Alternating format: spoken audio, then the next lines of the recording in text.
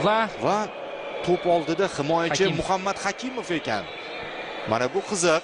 Ikkita variantni ko'rdik, lekin uchinchisi va uchinchi raqam juda kerak bizga. Lekin hayajonlanma, Muhammad Hakimov. Sen uchun biz hayajonlanamiz, sen hayajonlanma.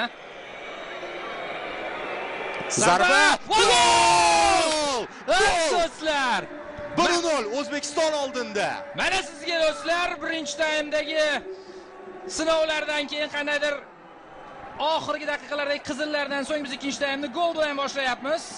Mana, Demak, Hakimov nazarda tutilgan. ishonch bilan shunday himoyachimiz borligiga xursandmiz lekin. O'zini yo'qotmasdan burchakka joylab qo'yapti. Ha. Aynan ongli ravishda. Urgan Saudiya, Hasanov Zo'r, o'tdi. o'tdi, ichkariga kirdi. Yo'q, kirdi. Darvozalash. Gol! Hasanov!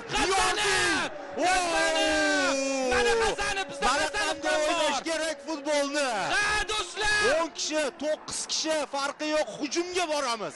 Gol uramiz. Yotmaymiz. Ey do'stlar, bu Hasanov. Hasanovni butun dunyo ko'ryapti. Mana Hasanov. Hamma his etyapti. Butun O'zbekiston his etyapti buni. O'zbekcha futbol. Chempionatdagi eng super gol shu bo'ladi.